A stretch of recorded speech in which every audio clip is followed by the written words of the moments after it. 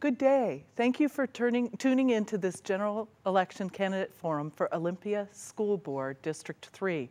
The forum is presented by the League of Women Voters of Thurston County and TCTV.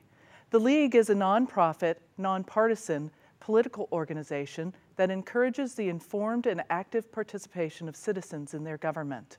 The League registers new voters, studies issues, and advocates for its positions with the legislature. Despite its name, the League is open to both men and women of voting age. I'm Kathleen Drew from the League, and I'll be moderating this forum. The candidates are Eileen Thomson and Brian Tomlinson. For this forum, the candidates will have 2 minutes for an opening statement. Then I'll ask them questions in alternating order.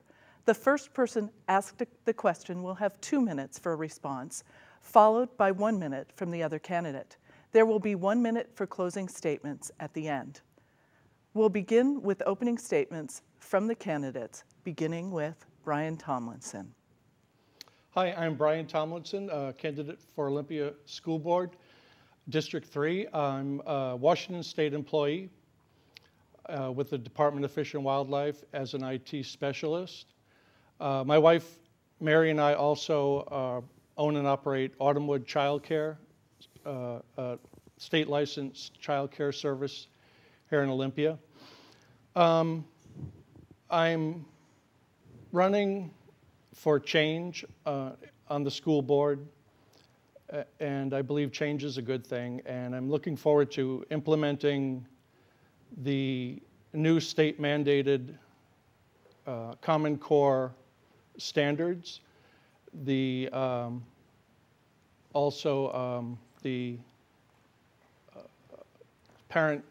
the teacher principal evaluation project, and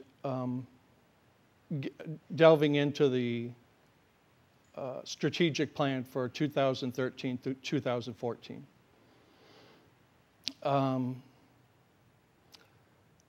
I'm a former member, Olympia Historical Society, board member, current board member, City of Olympia Parks and Recreation Advisory Committee, and I'm asking the voters to send me to the Olympia School Board in November. Thank you. Eileen? My name's Eileen Thomson, and first off, I'd like to thank the League of Women Voters and TCTV for having us here today. I have been on the school board for the last 5 years, most recently as board president this last year. I came to the school board because I have 2 students in the Olympia School District who are at opposite ends of the spectrum. I have a student, a daughter, who has recently graduated from college, who was a very high-achieving student, active in high school sports, everything you could give her, she was involved in. And my second child is developmentally disabled, and she is a current student in the Olympia School District.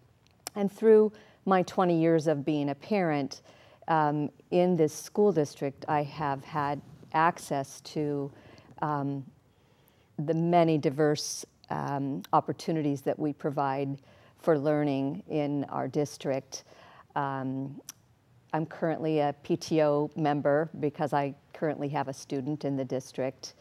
I remain committed to the very diverse offerings that we provide in our district. It's my mission and passion to make sure that every single student in our district is served. One of the things that I want to focus on in the upcoming years is closing the achievement gap. We've made progress on our low-income achievement gap over the last couple of years, but there continues to remain an achievement gap with regard to special education. We have lots of things. We have a brand new superintendent who is very high energy and has lots of ideas, providing great leadership. One of the things that we're going to be looking at in the coming years is a full audit and look at our offerings for academically talented students I've been a great supporter of teachers. I have, thank you. Thank you. So now to the questions. First, what do you think are the best criteria for evaluating a teacher? And this time we'll start with Eileen. Well, our current criteria for evaluating teachers is the Danielson model, which is part of the teacher principal evaluation project, which was mandated by the state. And our district chose the Charlotte Danielson model. And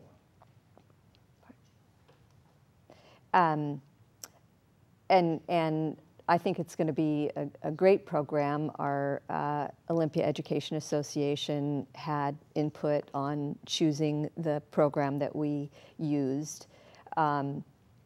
It will divide teachers into different levels, and they'll have the opportunity to move up a level. Pay is not based on our teacher evaluation project, and I don't think pay. Well, I don't know if I want to get into teacher pay with that question, but I guess I'll stop there. That I believe, since we have chosen the Charlotte Danielson model for teacher evaluation, that that's the best program that we have for our district. Thank you. Thank you. Brian? Yes, I would say the teacher principal evaluation pilot project that the state has mandated for teachers is the best evaluation tool that we have, and including past performance of teacher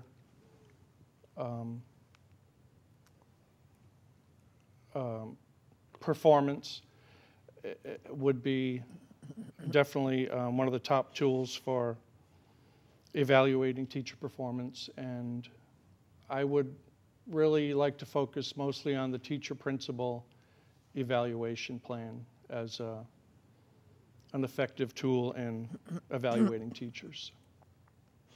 Thank you. For our next question, what do you think a school board could or should do with regard to student bullying?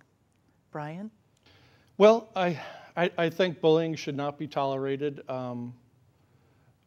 I'm in favor of a sort of a restorative justice type system where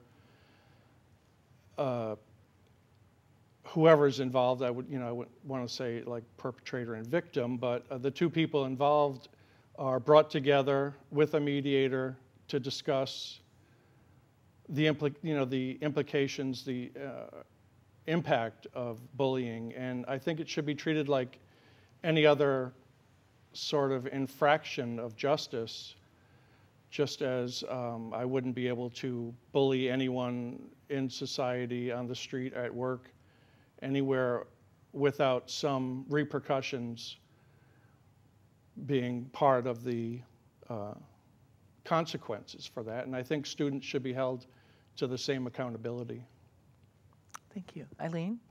I believe that there should be zero tolerance for bullying, and I'm happy that our district has some programs that are proactively addressing bullying issues. I know at our high schools we have a Challenge Day program, which is a national nonprofit organization, and they come in and they work with students on addressing diverse issues. We also have such a broad range of opportunities for students. We have the Pizza Clatch support group for LGBTQ students.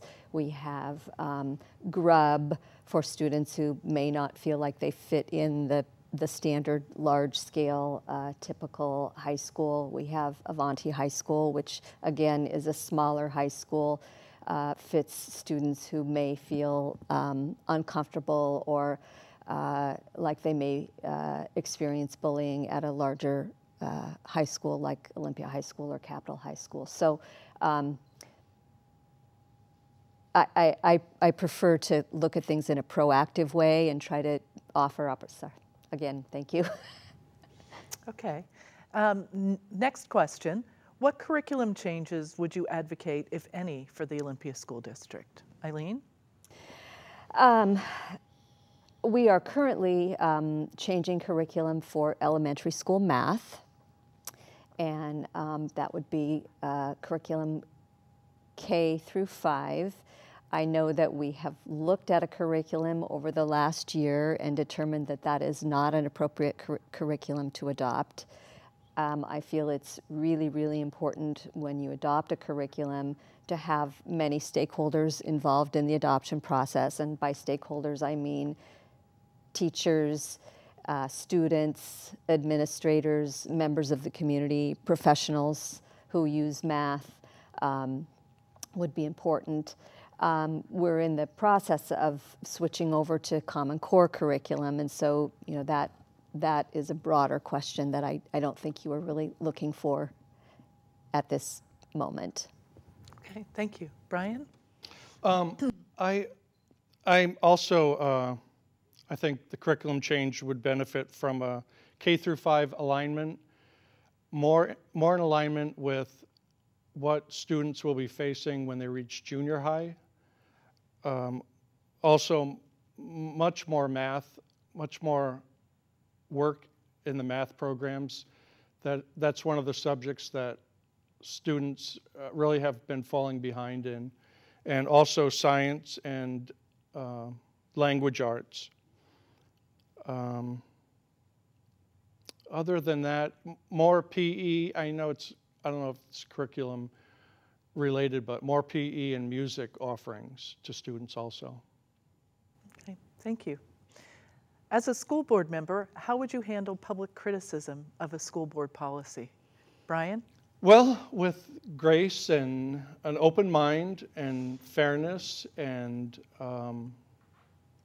listening to everyone's opinions and thoughts on how they think the school district and the school board and our schools can go forward with a progressive 21st century approach to education. That's why I am a great advocate of neighborhood associations. That's where you really hear what the public wants from public education, and also through the teachers, because they're the ones with the students every day, and of course parents and the public. Eileen? Can you remind me of the question? The question is, as a school board member, how would you handle public criticism of a school board policy? Okay. We do hear public criticism of a school board policy, and the way I handle that is to remain focused on what my job is, which is to set policy and then give it to the superintendent to enact that policy. Oftentimes, constituents and people in the community do not understand that school boards don't really get involved in the trenches of day-to-day operations of the buildings. We're more about setting policy and then, holding our superintendent's feet to the fire to make sure those policies are met with procedures to make those things happen in the district. Do I have time left? Looks like not. I just, again, communication, open communication. I think this current board has done a really great job of communicating with our communities. We often hold forums for people to come in and share information with us. Okay. So thank you. Other than funding, what do you see as the Olympia School Board's 2 major challenges in the next 4 years, and how would you address them? Just 2. Well, hopefully with funding, hopefully we will, because of the McCleary case, hopefully we will see money to make enhancements. I think probably our biggest challenge, 2 biggest challenges are, one, implementing the TPAP, the Teacher Principal Evaluation Project, and implementing it with fidelity, meaning really and truly providing the support and the training that it involves in order to go through that process.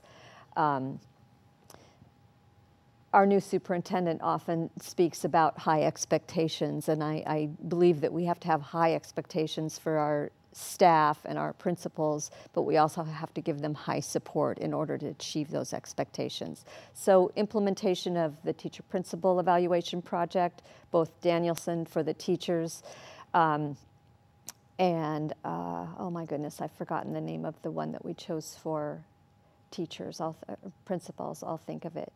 And then secondly, continue to offer a broad range of opportunities for our students. We have lots of different learning styles. We have lots of curriculum. I think just finding a way to differentiate instruction so that we can meet every single student's needs. Thank you. Brian, the two major challenges you see and how you would address them. I would say also aligning our curriculum with the state mandated standards that as one, and also implementing the teacher principal pilot project and driving the decision making with the strategic plan, which lays out all the policies and procedures and accomplishing that. Okay, great. For the next question, starting with Brian, how specifically will the Olympia School District benefit from having you on its school board? Well, I think as a fresh contributor to the school district, someone who hasn't been involved as a teacher, as a staff person, someone that represents the district with some experience in business and management, and basically a fresh approach and fresh eyes to deal with not only the long-term strategic planning of the trajectory of the school district, but also some of the day-to-day decision making and policy planning that go into that. Okay. What I bring is more of the same. From the last 4 years, I believe I am really in touch with students and families. I have the endorsement of our current full school board. I have the endorsement from Representative Denny Heck. I have the endorsement from Representative Chris Reichdahl. I have the endorsement from former Superintendent Bill Lamont. I have a full endorsement from the Olympia Education Association, which is the teachers union. I have full endorsement from the teachers, or the Principals Association. And I feel like they know what I'm about, and they have trust in me to continue on with making sure we meet the needs of students every single day, every single student, every single day. Okay, thank you. For our final question, there are a number of parents who think there's too much emphasis on testing in the schools. What is your view of the importance of testing, and do you agree or disagree that there's too much emphasis there? Eileen? This is a good question for me. I believe in testing. I believe that we have to have assessments to find out where our students are. But as the parent of a special education student, I know, I have firsthand knowledge that testing, standardized testing anyway, is only one way of tapping into what knowledge students have learned. I believe that just as we want to differentiate instruction for students who are all along the spectrum of understanding, I believe we need to differentiate our testing mechanisms. And what that looks like, I'm not sure.